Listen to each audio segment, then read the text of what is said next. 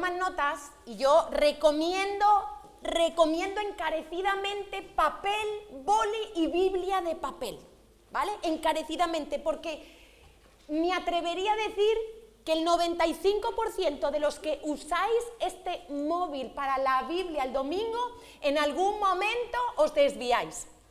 ¡Ay, un WhatsApp! ¡Ay, que mira, que mi amigo ha publicado en Instagram! ¡Uy, que! Entonces, yo sé, entonces uno tiene que ponerse límites, uno tiene que saber hasta dónde puede. Y yo creo que Dios merece nuestra atención, Dios merece que le prestemos nuestros oídos, nuestros ojos, que todo nuestro corazón hoy lo anhele, porque quiero decirte que probablemente en todo lo que ha sido tu semana, lo más importante, lo que tiene más trascendencia, es lo que tú haces hoy aquí, el primer día de la semana, alabando y adorando a Dios, porque para eso fuiste creado, y escuchando lo que Dios tiene para ti. Oye, es lo más importante, es lo que te conecta con lo eterno. Entonces, para los que toman nota, el tema de hoy se llama una deuda de amor. Una deuda de amor. Y vamos a hablar, seguimos hablando en la serie que Carlos comenzó. Empezamos a ver todos los beneficios, el bien de estar en Cristo, todo el bien de Cristo en mí. Hemos empezado una serie que tiene que ver con las doctrinas, lo que conocemos en evangelismo, como las doctrinas de la cruz, y vimos la justificación, cómo una persona puede ser hecha justa delante de Dios. Vimos la regeneración, ese milagro que Dios hace, que nos pasa de muerte a vida, que nacemos del Espíritu de nuevo, de lo alto, y empezamos una nueva vida. Carlos nos habló también de la santificación, apartados, pero no para estar simplemente apartados como un monje de clausura, sino apartados para un uso exclusivo, para un propósito para Dios. Vimos también la semana pasada la sustitución milagrosa, ese intercambio milagroso que Dios hace, donde no solo Él ocupó nuestro lugar en aquella cruz, sino que nos permite a nosotros ocupar el suyo, tener su herencia, que Él viva a través de nosotros, su destino, su propósito, es increíble. Y yo quiero comenzar hoy con lo que quiero hablar en esta deuda de amor, que es la regeneración, porque muchas veces nosotros leemos cosas en la Biblia y no tenemos ni idea de lo que estamos leyendo. Y no sabemos los versículos de memoria, pero no entendemos. Y leemos la palabra redentor, leemos la palabra rescate, redención. Y si yo hoy preguntara a los que estáis aquí sentados, ¿qué significa la redención? Muchos no lo sabríais. Muchos os iríais por los cerros de Úbeda, empezaríais a debatir, pero por eso es bueno que nosotros estemos atentos, porque estas verdades eternas que tú vas a oír hoy tienen que marcar la diferencia en tu vida. Esto no se puede quedar hoy aquí en una mente intelectual que entiende intelectualmente lo que Dios hizo. Estas verdades eternas tienen que bajar a tu corazón y tienen que producir un cambio y una transformación en tu vida diaria. Y yo quiero comenzar con una historia. Yo quiero que me prestéis atención, porque voy a contaros una historia y tú puedes imaginártela mientras yo la cuento. Y dice, era una de aquellas mañanas frías en que los esclavos, encadenados a un poste, esperaban para ver quién los compraría. Yo quiero que tú pienses, todos recordamos la esclavitud, ¿verdad? Como en Estados Unidos, ¿verdad? Las personas de raza negra han sufrido tanto, como se abolió, pero la esclavitud es algo terrible. La esclavitud, no tienes voz ni voto, no decides nada, estás a merced de un amo, no tienes ningún derecho. Yo quiero que pienses, porque a veces si no hemos vivido lo leemos como, bueno, sí, un esclavo, ¿vale? Pero este esclavo estaba esperando quién lo compraría. Dice, uno de ellos era un hombre corpulento, de aspecto saludable, de buen parecer y comprobada inteligencia. Después de exponer las dotes de este esclavo, su dueño comenzó la subasta con el precio más razonable, 30 piezas de plata. ¿Quién da más? 30 la una, 30 las dos, 40, se oyó entre los espectadores. Yo doy 40 piezas de plata. Muy bien, 40 la una, 40 las dos, 50, dijo otro hombre. Yo doy 50 piezas de plata por este esclavo. El pobre encadenado observaba y escuchaba y se decía a sí mismo, aunque sigan pagando más, nunca trabajaré como esclavo para nadie. Antes muerto, antes muerta que sencilla, como la canción, ¿no?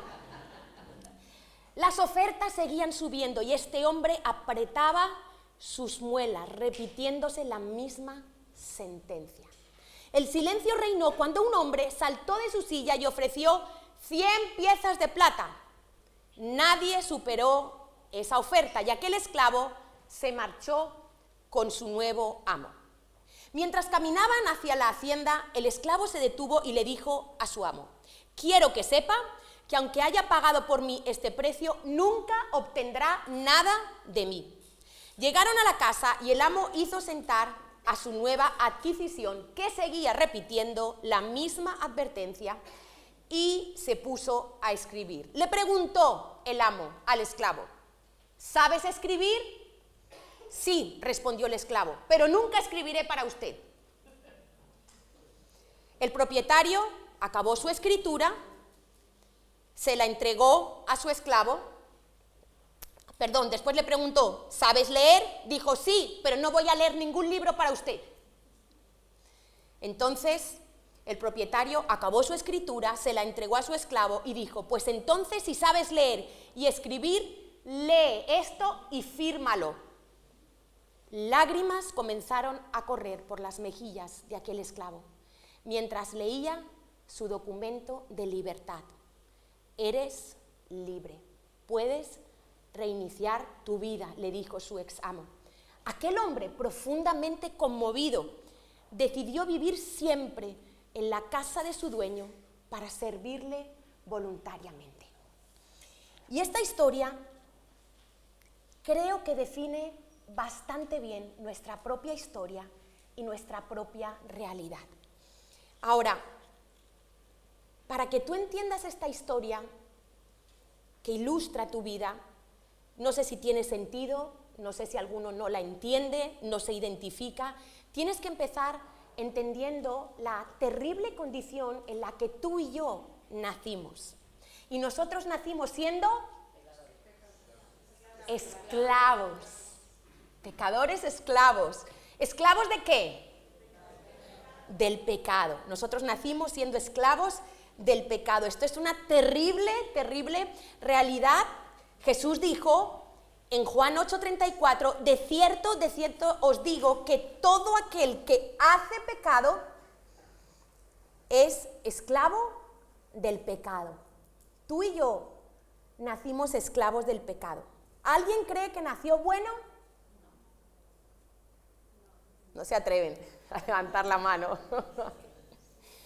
A lo mejor alguien aquí todavía cree que nació bueno y le estropeó la sociedad. Cree que su hijo nació bueno, pero los amigos en el cole lo estropearon. Pero no es lo que dice la Biblia. La Biblia dice que nacemos con una naturaleza pecaminosa. Nadie nos la enseña, no la aprendemos, ya viene de fábrica, nacemos así. Y el pecado se convierte en tu amo. Pablo dice: yo estoy vendido al pecado, lo que no quiero eso hago. El pecado que mora en mí, habla Pablo, ¿verdad? Y Romanos 6:16 dice Pablo: ¿no sabéis que si os sometéis a alguien como esclavos para obedecerle, sois esclavos de aquel a quien obedecéis? A quien tú obedeces, te vuelves irremediablemente esclavo, ¿vale? Y Pablo aclara: tú puedes ser esclavo del pecado para muerte o de la obediencia para justicia. Y esta es nuestra realidad, y quiero contarla porque muchas veces nosotros no nos damos cuenta que tenemos una imagen que no corresponde con el Dios de la Biblia. Tenemos una imagen de Dios acomodada a nuestra humanidad, a nuestra moralidad, a nuestra conveniencia, y hay personas aquí que pueden estar pensando que bueno, que Dios es justo, pero como Dios es misericordioso, hombre, pues Dios estos pecaditos que yo tengo, ¿verdad?, los va a pasar por alto. Y yo quiero que entiendas que la justicia de Dios No disminuye un ápice su amor, ni su amor disminuye un ápice su justicia. Quiero que entiendas que todo pecado, escucha esto, todo pecado, toda transgresión de la ley de Dios va a tener sí o sí un castigo de parte del Dios justo. No es que Dios dice, bueno, lo paso por alto, te perdono y te amo. No. Todo pecado es castigado. Es decir, el pecado tiene un precio. ¿Cuál es el precio del pecado? La muerte. La paga del pecado, dice Romanos, es la muerte. Y toda transgresión que ha tenido lugar en la historia de la humanidad desde que Adán y Eva fueron creados, cada tipo de pecado, Dios lo conoce, Dios lo sabe, tiene su justa retribución. Y la justicia de Dios es inflexible. Por favor, Dios no es Papá Noel.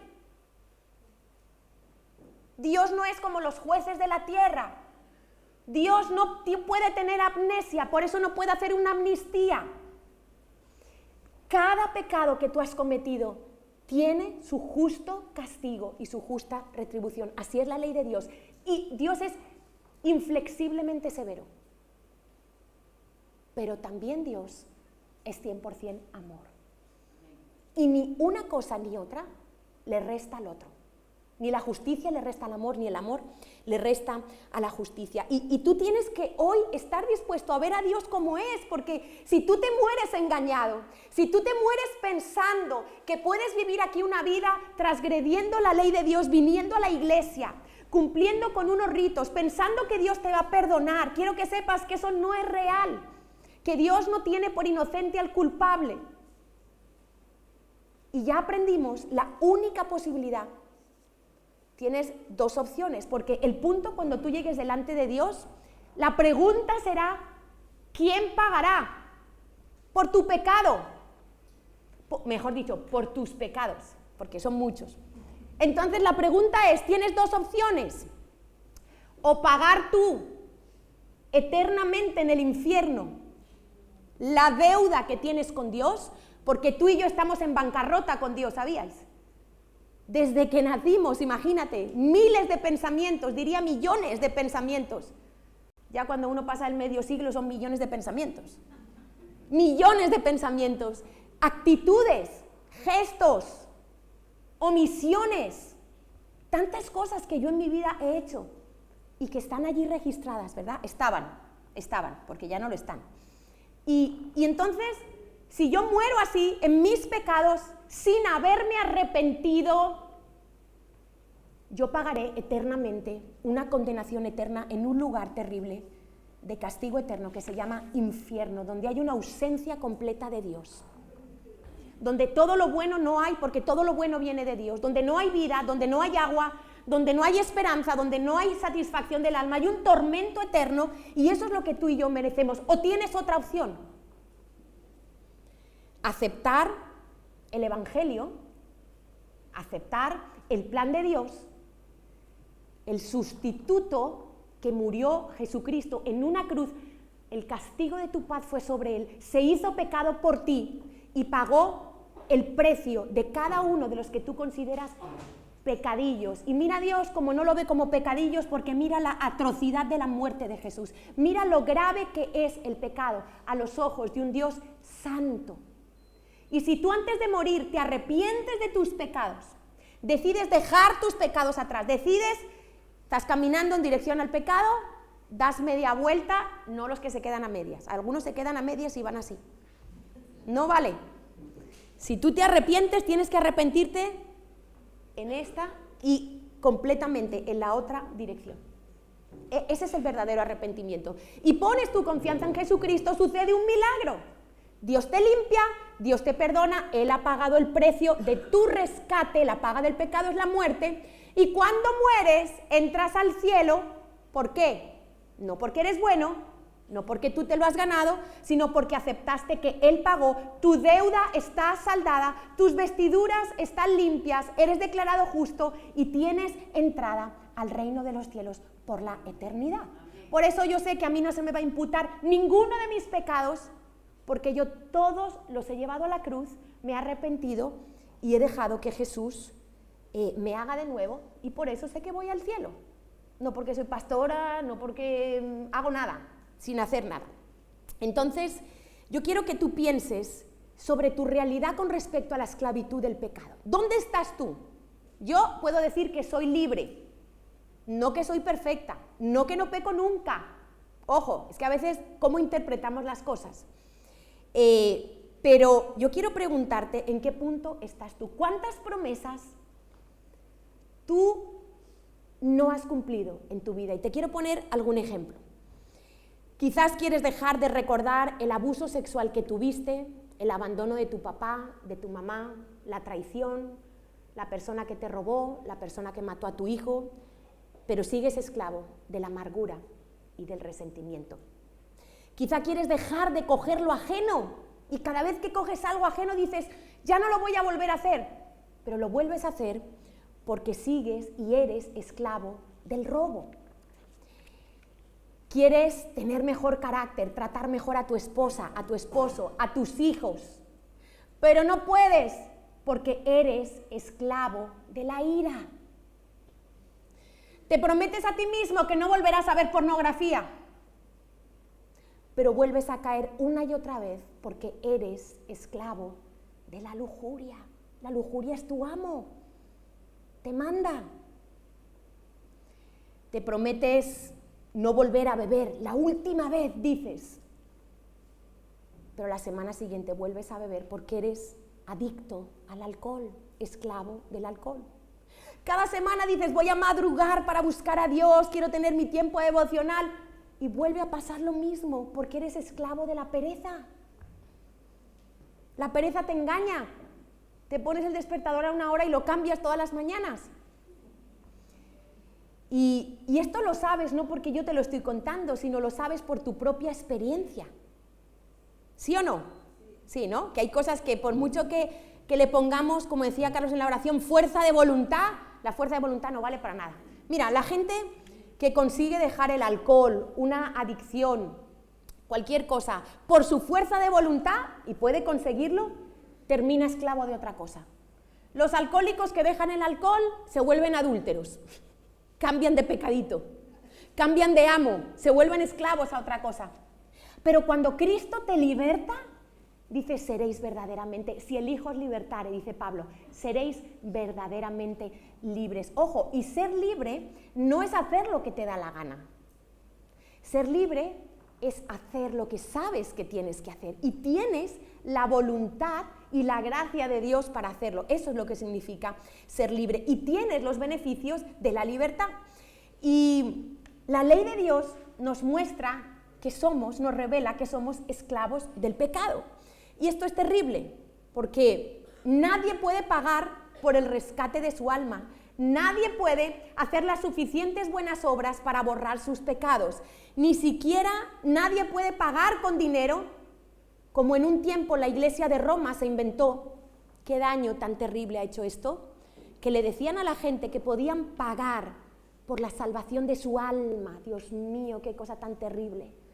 Nadie puede pagar, ni en el purgatorio, por favor, ni en el limbo, ni ningún tipo de pago humano. Nadie puede pagar por el rescate de su alma, absolutamente nadie. Mira lo que dice el Salmo 49 del 6 al 9. Los que confían en sus bienes, no está hablando de los que tienen bienes, que no está mal tener bienes, sino de los que ponen su confianza en los bienes. Dice, y de la muchedumbre de sus riquezas se jactan. Ninguno de ellos podrá en manera alguna redimir al hermano. Nadie puede pagar por ti el rescate de tu alma. Dice, ni dar a Dios su rescate, porque la redención de su vida es de gran precio. Es un precio tan grande que es impagable para el ser humano. Impagable. Ni tu hermano, ni tu papá, ni tu mamá, ni tú, ni nadie puede pagar lo que vale el precio de tu alma. Dice, porque la redención de su vida es de gran precio y no se logrará jamás. Dice, para que vivan en adelante para siempre y nunca vea corrupción. Se está refiriendo a la eternidad. Mira la historia que nos cuenta, la parábola que nos cuenta Jesús en Lucas 12, del 19 al 20, de aquel rico insensato, un hombre que su heredad había producido mucho. Tenía sus graneros llenos, ese hombre estaba feliz y entonces ese hombre dice, diré a mi alma, porque sabes que nosotros nos hablamos a nosotros mismos, ¿no? Nosotros tenemos un monólogo interno del que no somos conscientes, pero tenemos una relación tan activa con nosotros mismos y no somos conscientes, y tú te hablas todo el tiempo. Y este hombre dice, diré a mi alma, muchos bienes tienes guardados para muchos años. Pareciera que vivimos atesorando solo para esta vida. Pareciera que pensamos que vamos a estar aquí eternamente, para siempre, y se nos olvida que lo que tenemos que atesorar es para la otra vida, que todo aquí es pasajero, que todo aquí pasa. Tenemos que aprender a ser desprendidos, pero nos aferramos, nos apegamos a los 4 palos que tenemos y no los soltamos. Y dice este hombre, yo tengo aquí pensando, muchos años voy a vivir, esta es mi seguridad, esto es lo que me va a salvar a mí. Y dice Dios, necio, por favor, no seas necio. Necio, esta noche vienen a pedirte tu alma y lo que has provisto, ¿de quién será? Cuidado, que van a venir a pedir tu alma. Tu alma tiene un precio. Este hombre pensaba que porque era rico tenía asegurado todo en la vida. Y esa noche venían a pedir su alma. ¿En qué estás poniendo tu confianza? ¿En tu casita, en tu país? ¿En la jubilación que vas a cobrar? ¿En qué estás poniendo tu confianza? Por eso dice que de qué le sirve al hombre ganar el mundo si pierde su alma. ¿De qué te sirve el éxito aquí, el dinero aquí, si el día que te mueres tu alma está perdida por la eternidad? No hay peor cosa que le puede pasar a un ser humano. Eso es lo peor.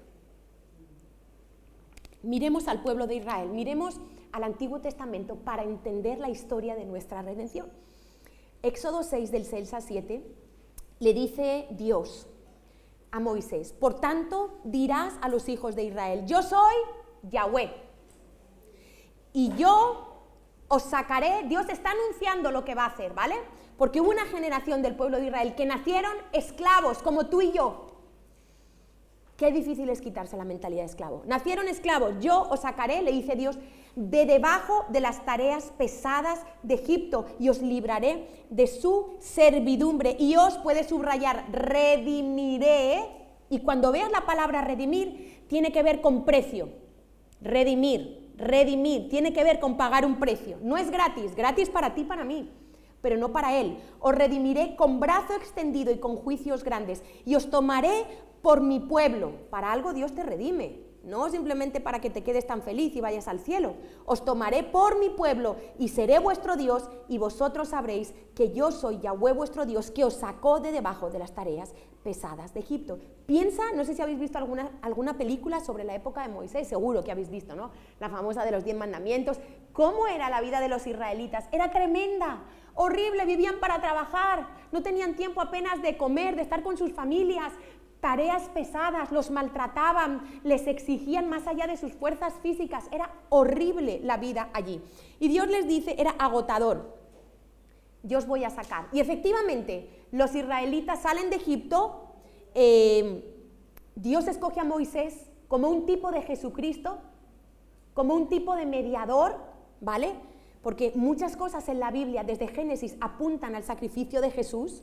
Y entonces Dios se muestra poderosamente, las plagas, logran salir de Egipto, pero si recordáis, antes de salir de Egipto, Dios hizo una última señal. ¿Cuál fue la última plaga?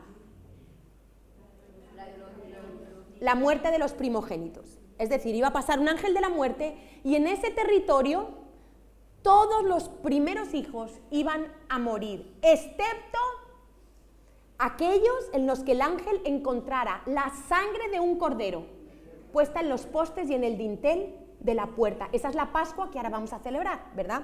El pueblo de Israel obedeció y consiguieron salir porque pusieron esa sangre que nos está hablando ya del precio del rescate que Jesús iba a pagar por nosotros, ese sustituto, que Él es el primogénito. Jesús es el primogénito, mejor dicho, el unigénito, porque no hay otro como Él.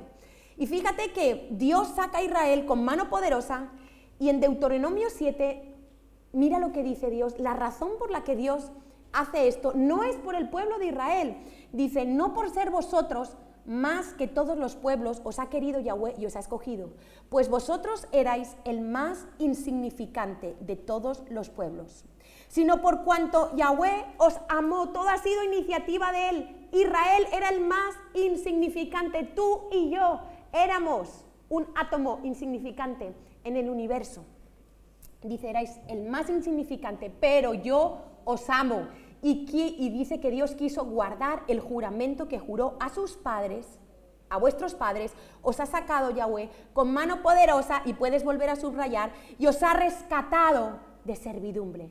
Rescate, remisión, no solo es dinero, tienes que asociar la palabra servidumbre, esclavitud. Si hay una remisión es porque hay esclavitud. Si hay un rescate es porque hay esclavitud y hay que pagar un precio. Y Dios le dice, yo os he rescatado de servidumbre de la mano de Faraón, rey de Egipto. Aquí la palabra que se utiliza en hebreo, rescatado, que es la palabra padad, significa provocar la libertad o la liberación de una persona de la esclavitud o de ser posesión de alguien. Porque el que es esclavo no tiene voluntad propia, no puede decidir, no tiene ningún derecho, está vendido a la voluntad de otra persona. Y la Biblia dice que tú y yo estábamos cautivos en un lazo del diablo, obedeciendo su voluntad. ¿Quién era nuestro amo? ¿Quién era nuestro amo? Le pertenecíamos a él. Y él puso un precio tan alto pensando que el Padre no lo iba a pagar por nosotros. Un precio altísimo, ¿verdad? Su propia vida. No había otra manera. Había que cumplir la justicia sí o sí, y nosotros no la habíamos cumplido.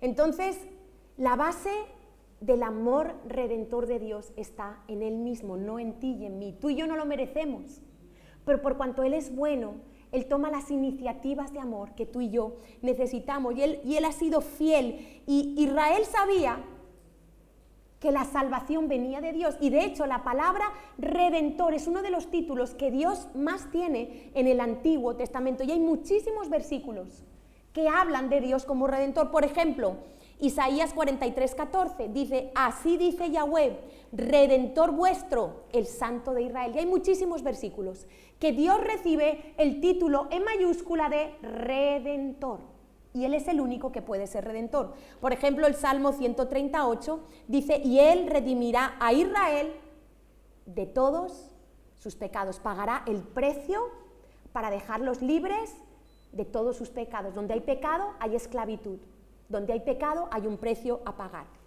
Y probablemente, creo que Carlos lo estuvo viendo en su tema, Isaías 53 es una visión impresionantemente profética que tiene Isaías, increíble, 800 años antes de Cristo. Isaías tiene una visión del siervo sufriente, y él empieza a decir, no vamos a ir ahora, solo recordar que él va a llevar nuestras enfermedades y dolores, que va a ser herido por nuestras transgresiones, molido por nuestros pecados, que como cordero será llevado al matadero, que cargaría con nuestro pecado, pondría su vida en expiación por el pecado, llevaría el pecado de muchos. Impresionante. ¿Con qué detalle Isaías describe la redención que Jesucristo va a tener? Cuando viene Juan el Bautista y ve a Jesús, cuando él estaba bautizando, ¿qué dice? ¿Cómo lo identifica? Porque tener en cuenta, el pueblo de Israel tenía todo un sistema de sacrificios, y cuando Juan el Bautista ve a Jesús, lo primero que sale de su boca es, este es el Cordero de Dios que quita el pecado del mundo. Pero no todos los de Israel lo reconocieron, porque ellos estaban esperando una redención política. Ellos creían que el Mesías los iba a liberar del yugo de Roma, y no entendían que los iba a liberar del peor yugo que hay, que es el yugo del pecado. No lo habían entendido, solo algunos. Y para que te quede claro lo que es redención, yo quiero darte dos definiciones. Redención con respecto a lo que Dios hace es esto. Cuando Dios te redimió a ti y a mí, adquirió algo que se había perdido mediante el pago de un rescate.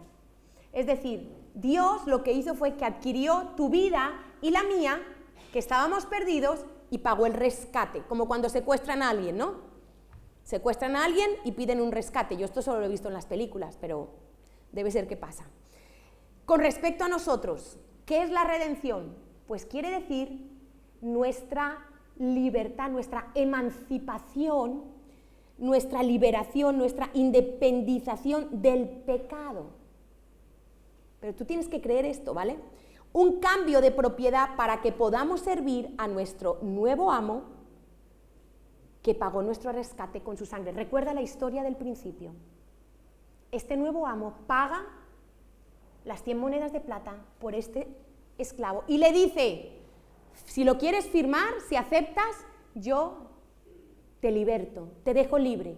Y él le dice, está tan agradecido que le dice, ahora te voy a servir a ti, no por obligación, sino por voluntad propia. Esto es lo que hizo el Señor.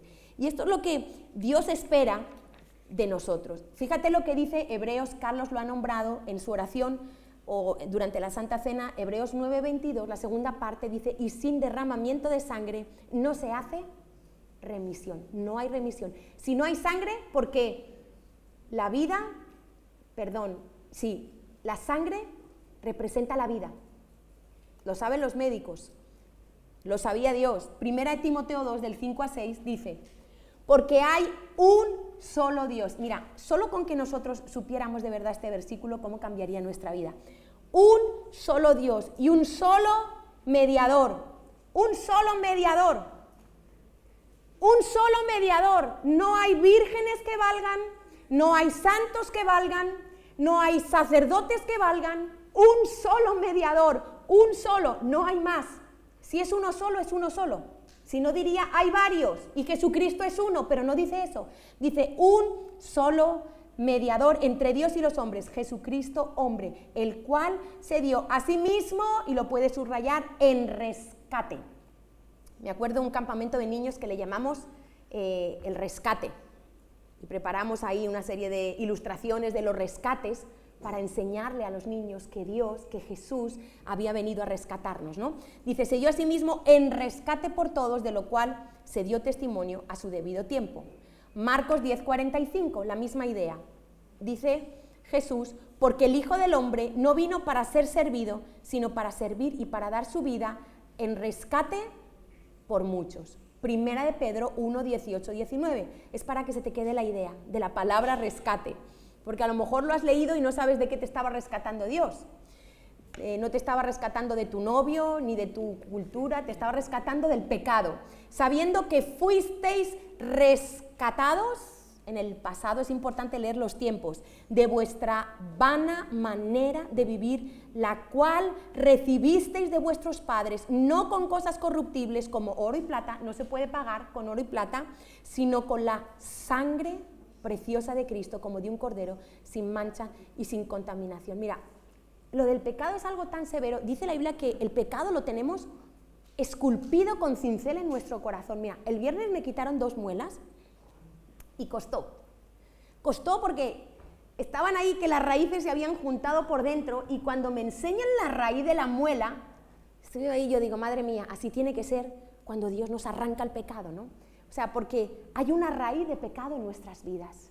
Y ahí el dentista y dale, y para aquí, y para allá, y no tenía acceso, y volvía, y le daba. Digo, ¿qué procesos pasamos en nuestra vida hasta que se consigue arrancar la raíz del pecado? ¿Y sabes qué?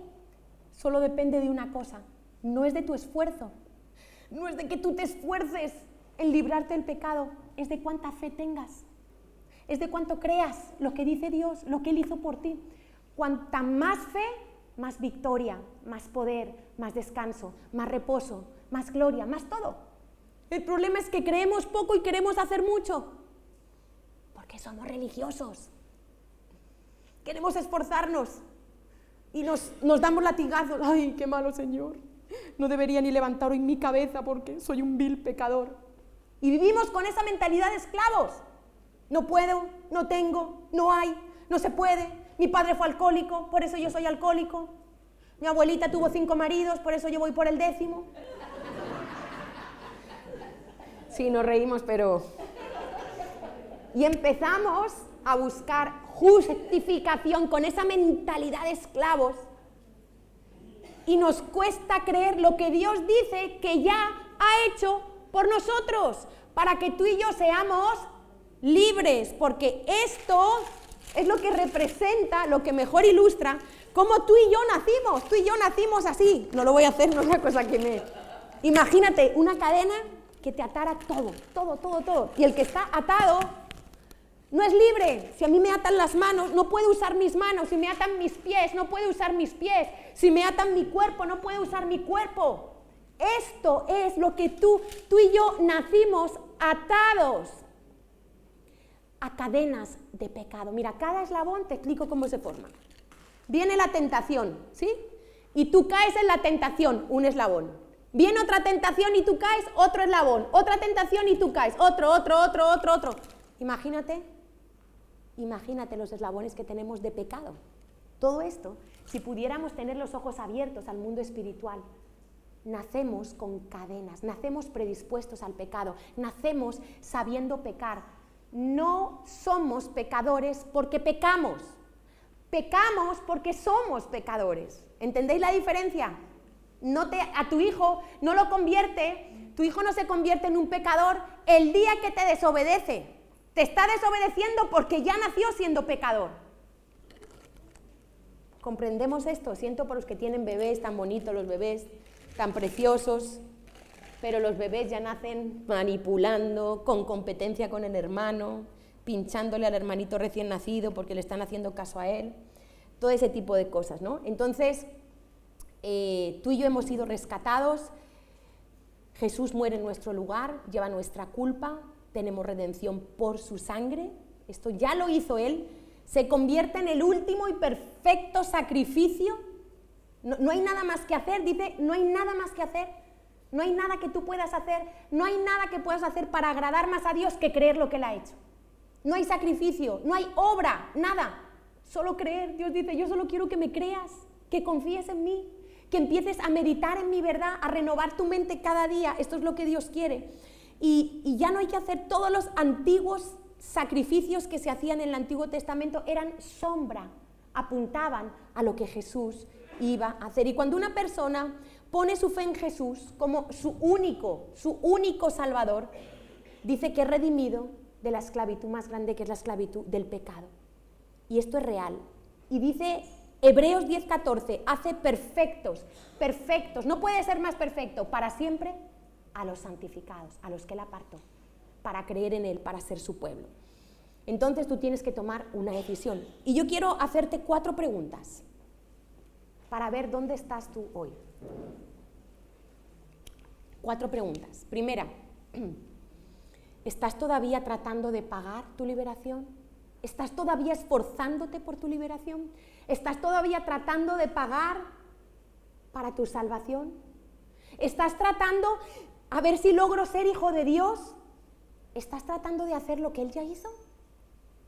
Hay gente que viene a la iglesia y dice, bueno, a ver si consigo ser hijo de Dios. Si es que ser hijo de Dios es así. Otra cosa es el proceso de santificación que dura toda la vida. Pero convertirse en un hijo de Dios, tú no tienes que esforzarte en ser un hijo de Dios, solo tienes que creer, arrepentirte de tus pecados, decir me rindo, Señor, me rindo ante lo que hiciste. Y automáticamente a todos los que le recibieron, a los que creen en su nombre, les dio la potestad, viene de arriba, de ser hechos hijos de Dios. Por favor, nadie puede conseguir ser hecho hijo de Dios por sus medios. Es por creer. Creer involucra toda tu vida, todo tu corazón, toda tu mente. Entonces, ¿estás todavía tratando de convertirte por tus medios en hijo de Dios? ¿Estás tratando de soltar tus cadenas en tu fuerza de voluntad? Estás pensando, no voy a pecar, más vas a pecar. Estás mal enfocado. Tienes que enfocarte en Él, en toda su verdad, y entonces serás libre. Pero no voy a mirar, no voy a hacer, no voy a decir. Eso es pura religiosidad, no lo vas a conseguir nunca. Vas a vivir en una esclavitud terrible. Segunda pregunta, ¿eres libre? Deberías, porque Cristo pagó el precio de tu deuda, estabas en bancarrota. Juan 8:36 dice, así que si el Hijo os liberare, seréis verdaderamente libres.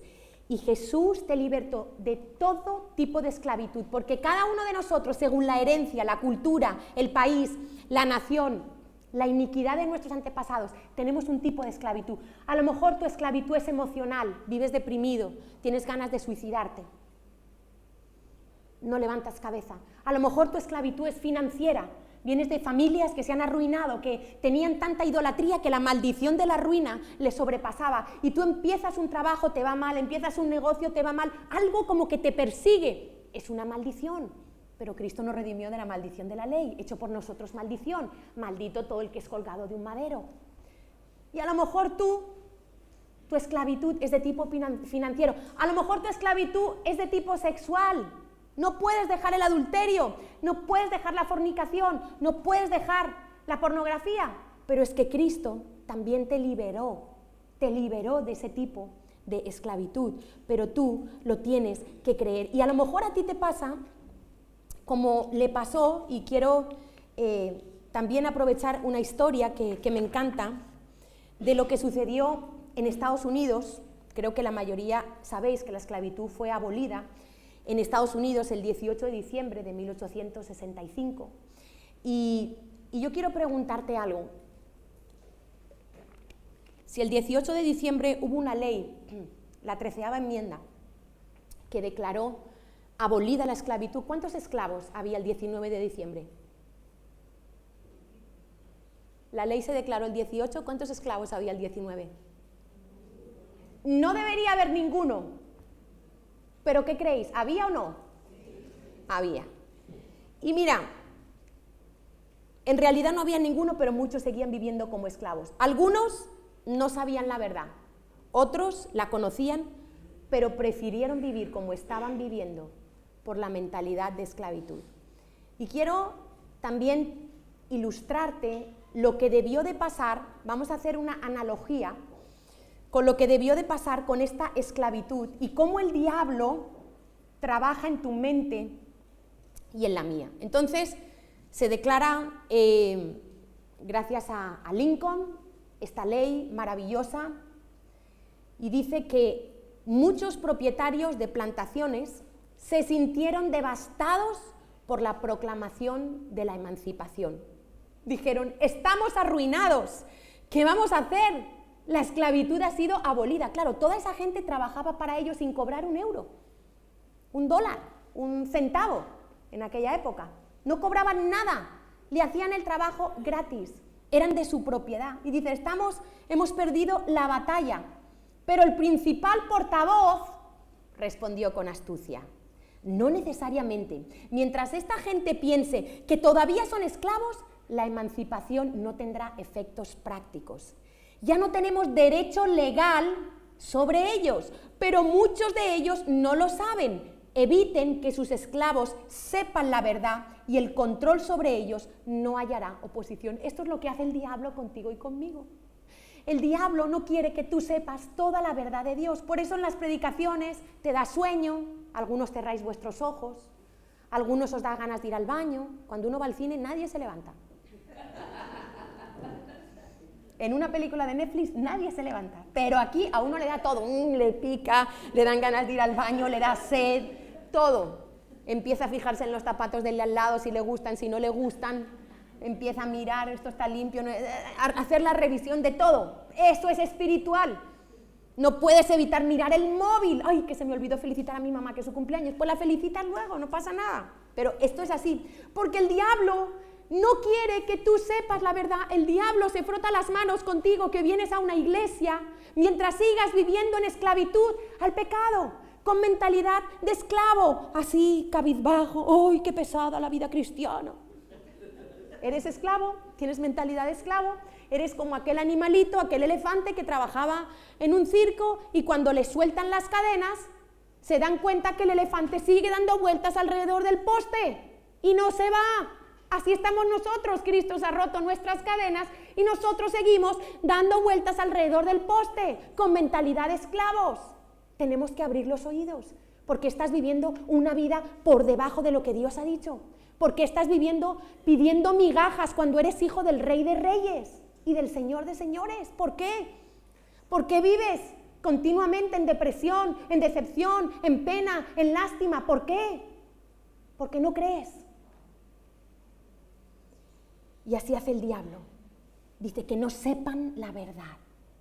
Y dice otro, a este portavoz, que ya sabéis que es el diablo, ¿no? Dice, pero ¿y si se esparce la noticia? Tranquilos, tengo otro plan. Si se esparce la noticia, no se dejen llevar por el pánico, nos queda aún otra bala. Quizás no podamos evitar que oigan la noticia, pero todavía podemos impedir que la entiendan. ¿Recuerdas la parábola del sembrador? La semillita, que es la palabra de Dios, según el terreno, que son nuestros corazones, donde cae. Los que oyen y no la entienden. Los que oyen y luego viene el diablo y se la roban porque no meditan, no piensan, no le dan la importancia. Pero dice que hay unos que caen en buena tierra, oyen y entienden. Algo pasa, el corazón se abre, los ojos se abren, los oídos espirituales se abren. ¡Wow! Soy libre, ahora lo entiendo. Entonces dice, vamos a impedir que lo entiendan. Dice, ellos no me llaman en balde padre de mentiras. Todavía tenemos el potencial para engañar a todo el mundo. Solo díganles que no entendieron la 13ª enmienda. Díganles que van a ser libres, pero que todavía no son libres. Y muchos de vosotros venís aquí y decís, voy a ser libre, pero todavía no. Todavía no soy lo suficientemente justo, todavía no soy lo suficientemente santo, todavía soy demasiado pecador. Y el diablo os tiene enredados. Cuando Dios ha dicho, eres libre, ya, libre, he roto tus cadenas. El problema es que tú no lo crees. El problema es que sigues viviendo por lo que sientes, eres esclavo de tus sentimientos. Dice, la verdad que oyeron, que sea solo una verdad posicional, lo que muchos de vosotros sentís, venís aquí así, Cristo me ama, estoy sentado en los lugares celestiales con Cristo, pero eso es una verdad teológica que yo no vivo y que yo no experimento. Dice, que no sea una verdad real, que piensen que algún día van a recibir los beneficios, pero no ahora. Mira, el único beneficio que a ti y a mí nos queda de lo que Cristo hizo en la cruz es uno, la glorificación de nuestro cuerpo, la resurrección. Cuando ya este cuerpo sea completamente regenerado, resucitado, es lo único. Lo demás ya lo hemos recibido todo. Y entonces dice otro, pero ¿y si aún así no me creen? Dice, entonces haremos lo siguiente. Tomen unos pocos persuasivos que estén convencidos de que aún son esclavos y déjenlos hablar por ustedes. Recuerden, la mayoría de esta gente nació esclavos y han vivido toda su vida como esclavos. Todo lo que tenemos que hacer es engañarlos para que no piensen que todavía son esclavos. Mientras sigan haciendo todo lo que hacen los esclavos, no será difícil convencerlos de que siguen siendo esclavos. Mantendrán su identidad como esclavos debido a lo que hacen.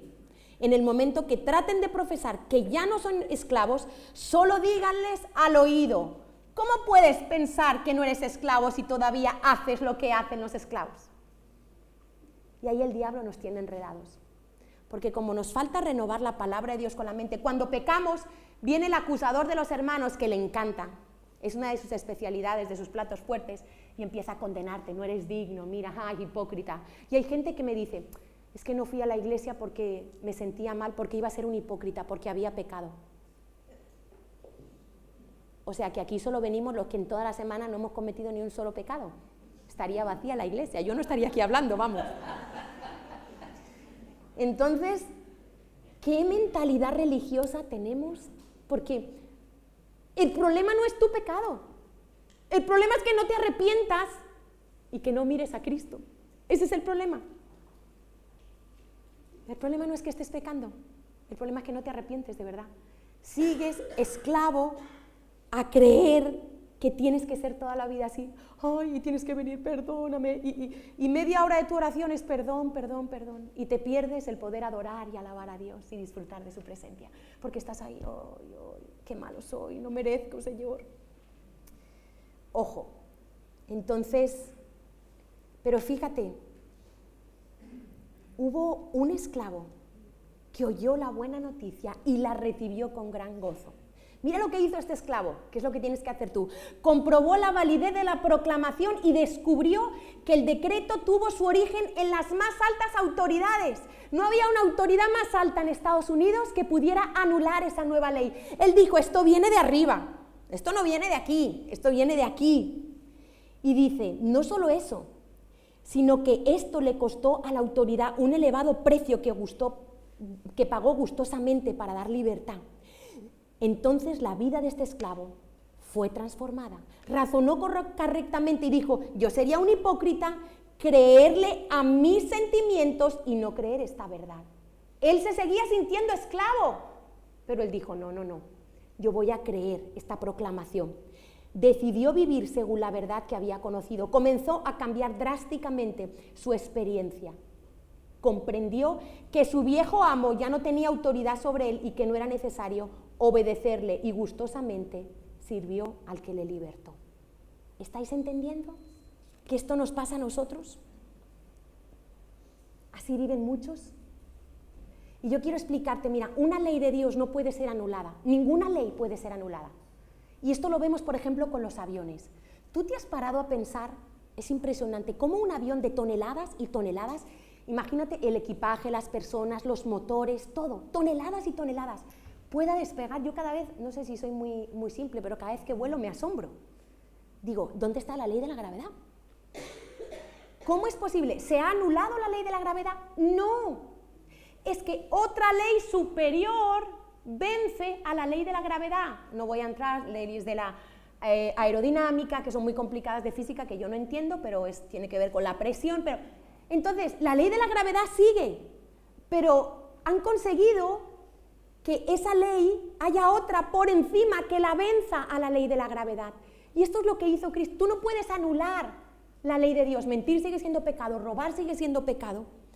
Lo que pasa es que hay una ley superior, la ley de vida en el Espíritu, la ley de vida en Cristo, dice Pablo. Esa es la ley superior que hace que a ti la ley ya no te sea maldición. Yo cuando peco ya no me es maldición. Ahora, trato de no pecar, no peco por deporte, como antes. Pero cuando peco, lo primero que hago es, como el Espíritu de Dios está dentro de mí, le pido perdón a Dios, me arrepiento y sigo. Se me había manchado el bordecito de mi manto limpio que me dio el Señor el día que me arrepentí de mis pecados, hace 32 años, ¿verdad? Y simplemente le pido perdón y se vuelve a limpiar. Y sigo con mis vestiduras blancas. No tengo que estar una semana, ay Señor, perdona, te prometo que haré esto para que me perdones. Eso es mentalidad religiosa. No hay ningún sacrificio más que hacer, es creer. ¿Por qué no pruebas esta semana a vivir bajo la nueva ley del Espíritu de vida en Cristo, que es la que ha anulado toda maldición sobre tu vida? Entonces, la ley del pecado y de la muerte sigue vigente, pero todos los que estamos bajo la fe en Cristo, esa ley es superior. ¿Estáis entendiendo? Y la vence. Y tú no puedes, mira, es como si, la religión es como si los humanos no podemos volar por nuestra propia. ¿Alguien creería que puede saltar de un avión y empezar a mover las alas muy fuerte para no enfrentar la ley de la gravedad? Eso es lo que nos dice la religión. Un poco más fuerte, un poco más de esfuerzo, vuela, más.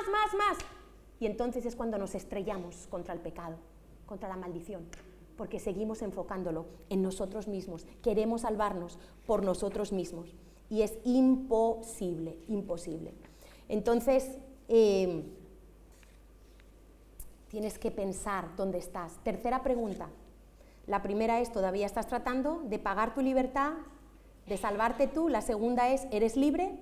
Piensa en la historia de la esclavitud de los Estados Unidos. La tercera, le servirás incondicionalmente por amor. Y quiero contarte, en Israel había un tipo de esclavitud permitida, por decirlo de alguna manera, y era cuando había personas que estaban completamente endeudadas o se habían quedado en unas condiciones terribles, se permitía tener hermanos hebreos que fueran esclavos, ¿sí? ¿Por qué? Porque era la única opción que los quedaba para no morirse de hambre. No es como ahora, no había seguridad social, no había jubilación, ¿vale? Una serie de...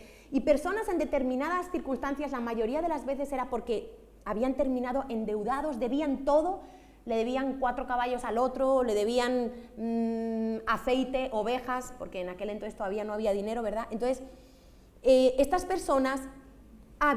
Dios había regido ese tipo de esclavitud, porque hay diferentes tipos de esclavitud. Y mira lo que dice, es súper interesante, Deuteronomio 15, y la pregunta que te estoy haciendo es si tú le vas a servir incondicionalmente, como vamos a ver ahora, como empezamos viendo en la historia.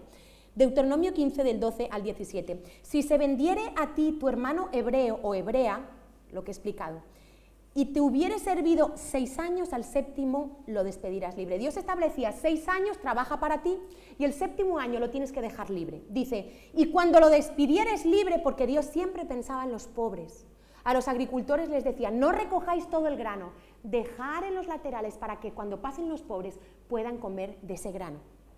Y entonces dice, cuando lo despidieres libre, no le enviarás con las manos vacías, le abastecerás literalmente. Lo tenían que enviar con muchas cositas, de tus ovejas, de tu era, de tu lagar, y le darás de aquello en que Yahweh te hubiere bendecido, y te acordarás de que fuiste siervo en la tierra de Egipto. Yo no me puedo olvidar nunca en mi vida, en cómo trato a los demás, que yo fui sierva.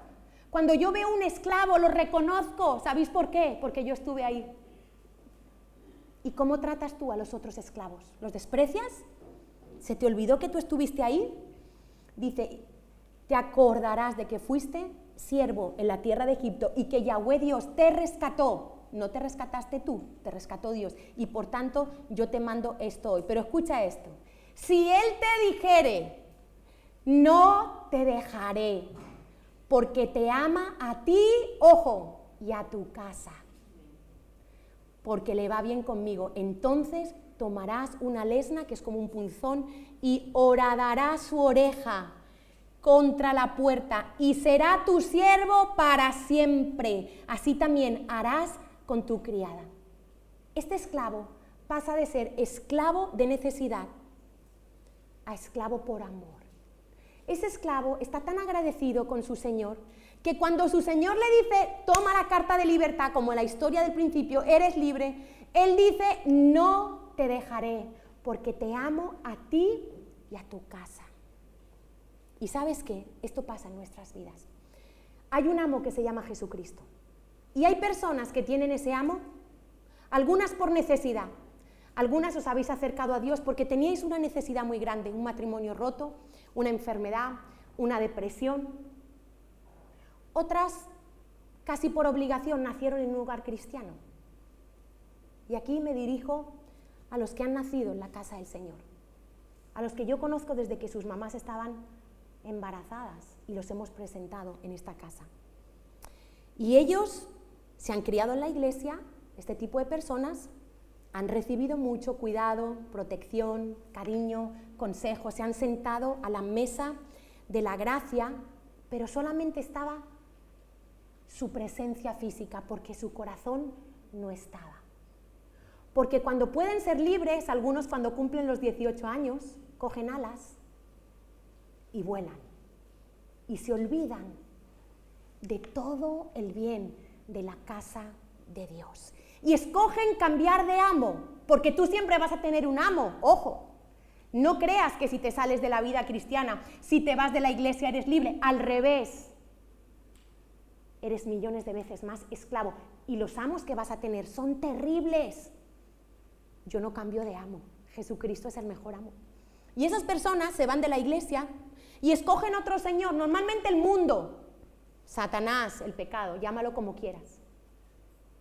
Porque han creído la mentira de que ahora sí pueden ser libres y comienzan a volverse esclavos. Pero hay algunos que escogemos ser esclavos por amor. Yo no nací en un hogar cristiano, nací en un hogar donde religioso, pero Dios no estaba. Y yo escogí. Cuando Dios me dijo, cuando el Señor Jesucristo me dijo, yo te liberto, yo le dije, no te dejaré, porque te amo a ti y a tu casa. Y esto tiene que ver con la gratitud. Y Pablo en sus cartas dice, yo Pablo, siervo, doulos, siervo de Jesucristo, esclavo por amor. Mi vida, pudiendo ser libre, escojo perder mis derechos y comprometerme con el plan de mi amo, servir a mi amo porque estoy agradecida, porque mi amo me libertó y amo a mi amo y amo a su casa. Y yo no sé si quizá tú eres uno de esos jóvenes que por estar tanto tiempo mirando hacia la ventana del mundo, coqueteando con el mundo. Ay, pero vienes a la iglesia. Esos jóvenes que cuando están allá afuera nadie sabe que son cristianos, pero cuando están aquí tampoco nadie se da cuenta que son pseudo cristianos. Que a lo mejor se visten de una manera cuando salen y de otra cuando vienen aquí. Que a lo mejor hablan de una manera allá afuera, pero cuando vienen aquí cambian su lenguaje. El Señor te bendiga, bendiciones. Menos mal que nosotros no hablamos así. Aleluya, gloria a Dios. Hermano. Cuidado, porque si no te dejas horadar, poner el sello del Espíritu, Dios también sella a los suyos. Si no te dejas poner el sello del Espíritu, el diablo te va a poner su sello. De otras maneras, no te preocupes. Él tiene muchas maneras de poner sellos. Y quiero que sepas que eres libre. Si quizá viniste por una necesidad, hay gente que viene por una necesidad, Dios le arregla su necesidad y deja al Señor.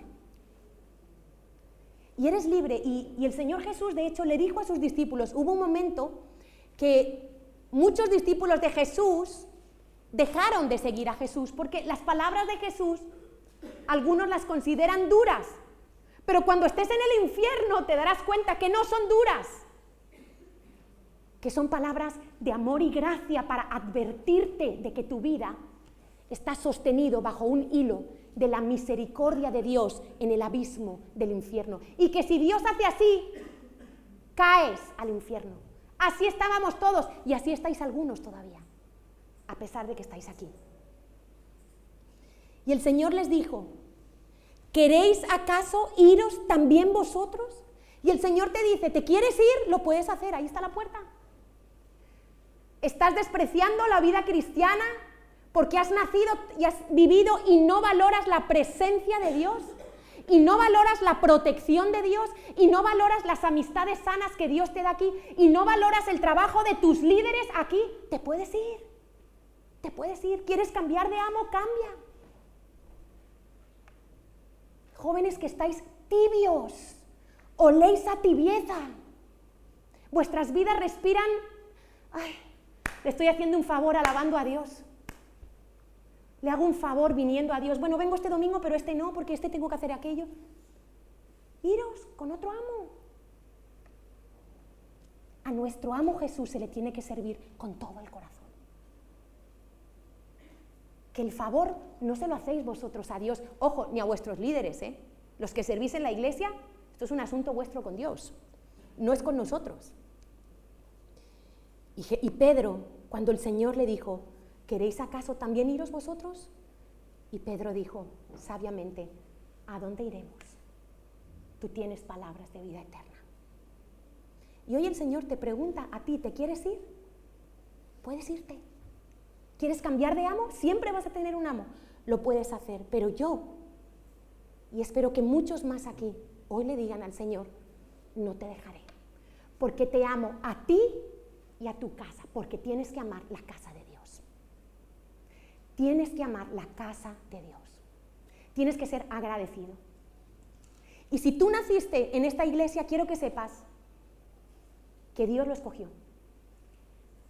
Y si tú quieres otro plan, un día mis hijos me decían, mamá, es que claro, vosotros habéis tenido un proceso diferente. Claro, hijo, nosotros venimos de Egipto. Tú de alguna manera, obviamente naciste con una naturaleza pecaminosa, pero ya no naciste en una casa donde todos éramos esclavos. Papá y mamá ya habían tomado su decisión. Digo, pero no te plantees otra cosa, porque este era el plan de Dios para vosotros. El plan de Dios era que nacierais en la casa de Dios. Y yo oro para que, aunque ellos han nacido aquí, nunca dejen de valorar el privilegio que tienen de estar en la casa. No es ser hijos de pastores, eso no tiene nada que ver. Todos estamos hechos de carne y hueso, independiente de la posición que ocupemos, la tarea que hagamos. Pero digo, Señor, que mis hijos nunca se olviden, nunca dejen de valorar qué privilegio haber nacido en la casa de Dios, de cuántas cosas Dios los ha guardado, cuántas cosas se han ahorrado que yo tuve que pasar por ser esclava, por nacer en Egipto. Y el Señor te pregunta, ¿acaso quieres irte? Pero tienes que definirte si te quedas. Porque ¿cuántos están aquí con su presencia física, pero su corazón no está aquí? Lo mejor no se lo dan al Señor. Y la cuarta pregunta: ¿estás seguro de que serás uno de los redimidos que entonarán esa canción eterna de agradecimiento al Cordero? Y quiero que miremos a la dimensión futura de la redención. En Apocalipsis 5, del 9 al 14, dice que Juan vio, yo cuando veo esas orquestas filarmónicas impresionantes y oigo esa armonía de esos instrumentos, me parece impresionante. O sea, la música clásica es una cosa, o sea, esa cantidad de instrumentos, por aquí creo que tenemos alguna música, pero es una cosa, y digo, ¿cómo será la alabanza y la adoración en el cielo? Tiene que ser algo, no hay nada humano comparable, ni la mejor orquesta del universo. Y dice que Juan vio cómo iba a ser esa adoración de los redimidos. Dice, y cantarán un nuevo cántico diciendo, digno eres de tomar el libro y de abrir sus sellos, porque tú fuiste inmolado, sacrificado, y con tu sangre nos has redimido. Por favor, dilo conmigo, nos has redimido. Para Dios nos ha redimido, no para que simplemente vayas por ahí. Nos ha redimido para Dios, de todo linaje, lengua, pueblo y nación, y nos has hecho para nuestro Dios reyes y sacerdotes, y reinaremos sobre la tierra. O sea, toda la gloria que nos espera es, ¿cómo podemos despreciar esto? Por vivir una vida de placer momentáneo que nos pueda aportar ciertos pecados. Dice, y miré, y oí la voz de muchos ángeles alrededor del trono, y de los seres vivientes y de los ancianos, y su número era millones de millones, que decían a gran voz, eso tiene que ser un estruendo, una cosa impresionante, millones y millones en un coro. Dice, el Cordero que fue inmolado es digno de tomar el poder, la riqueza, la sabiduría, la fortaleza, la honra, la gloria, la alabanza y todo lo creado que está en el cielo y sobre la tierra y debajo de la tierra, que es donde está el infierno, y en el mar, y a todas las cosas que en ellos hay. Oí decir al que está sentado en el trono y al Cordero sea la alabanza, la honra, la gloria y el poder por los siglos de los siglos. Y los 4 seres vivientes decían amén, y los 24 ancianos se postraron sobre sus rostros y adoraron al que vive por los siglos de los siglos. ¿Estarás tú cantando esta canción conmigo? ¿Estás agradecido? No te olvides nunca que eras esclavo. No te olvides nunca que solo el Señor te pudo rescatar. La redención tiene una dimensión del pasado, porque quiero que sepáis, y esto os va a costar de entenderlo porque nos cuesta por nuestra dimensión cronológica del tiempo, pero no solo en el Antiguo Testamento apunta al sacrificio de Jesús. Dice Apocalipsis 13:8, hablando del Cordero, dice inmolado desde antes de la fundación del mundo, porque todo lo que Dios hace ya lo completó, porque Dios habita la eternidad. El plan de redención del mundo, desde antes de la fundación del mundo, estaba planeado y hecho y terminado. Luego, si Dios te escogió y está aquí, es porque Dios va a completar lo que empezó en ti. Porque desde antes, yo no lo puedo entender, pero desde antes de la fundación del mundo, el Cordero perfecto fue inmolado por ti y por mí. En el presente, yo soy libre, y en el futuro nos está esperando la gloriosa resurrección de nuestro cuerpo. Es lo que nos falta. Aquí todavía vivimos sujetos a un cuerpo que se cansa, que tiene sed, que tiene hambre, que se enferma a veces, ¿verdad? Pero nos espera una gloria impresionante. Y yo quiero que tú hoy te respondas a estas 4 preguntas. ¿Estás tratando todavía de ser libre por tus fuerzas, de ganar tu salvación? ¿Eres libre? ¿Vas a servir a Jesucristo por amor y voluntariamente? Es la mejor decisión que hay en la vida, la mejor. Y vas a estar en ese cántico. Señor,